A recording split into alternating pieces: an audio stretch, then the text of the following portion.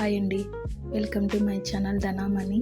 అందరు ఎలా ఉన్నారు? ఈరోజు నేను కొత్త స్వీట్తో వచ్చాను. డబుల్ కా మీఠా చాలా అంటే చాలా టేస్టీగా ఉంటుంది. ఎప్పుడైనా మనకు స్వీట్ తినాలనిపిస్తే ఇది సింపుల్గా అయిపోతుంది. ఇది ట్రై చేయండి. ముందుగా మన దగ్గర ఏ డ్రై ఫ్రూట్స్ ఉంటే అవన్నీ తీసుకొని నెయ్యిలో వేయించుకొని పక్కన పెట్టుకోవాలి. చాలా బాగుంటుంది. డ్రై ఫ్రూట్స్ వేసుకుంటే కొద్దిగా అలాగొస్తుంది టేస్ట్. ఒకసారి ఇలా ట్రై చేసి నాకు ఎలా వచ్చిందో కామెంట్ చేయండి. ముందుగా డ్రై ఫ్రూట్స్ని వేయించుకొని పక్కన పెట్టుకోవాలి. అదే బాండీలో కొద్దిగా ఆయిల్ వేసుకొని, నేను ఒక బ్రెడ్ ప్యాకెట్ తీసుకున్నాను.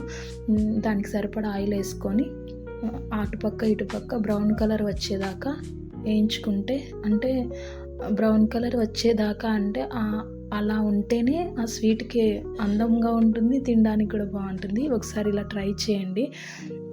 వేయించుకొని నూనె మొత్తం పోయేదాకా ఉంచుకొని పక్కన పెట్టేసుకోవాలి. దానిలను పక్కన పెట్టేసుకొని, ఇప్పుడు నేనైతే ఒక బ్రెడ్ ప్యాకెట్ కాబట్టి 1 లీటర్ పాలు తీసుకున్నాను. అదే బాండీలో 1 లీటర్ పాలు బాగా మరిగించుకోవాలి దగ్గర అయ్యేంత వరకు.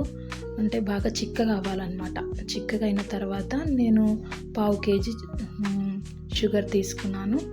ఆ షుగర్ని బాగా కరిగేంత వరకు బాగా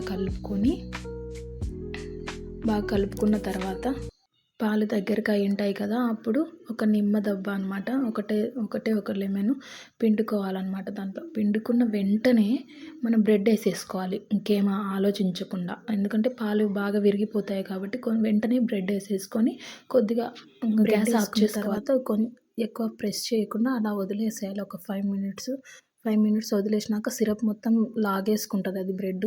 తర్వాత డ్రై ఫ్రూట్స్ వేసుకోవాలి. ఇంకా అంతే, స్వీట్ చాలా యమ్మీగా రెడీ అయిపోయింది. Thank you so much. నా ఛానల్ని సబ్స్క్రైబ్ చేయండి. ఇంకా చాలా వంటలు వస్తాయి.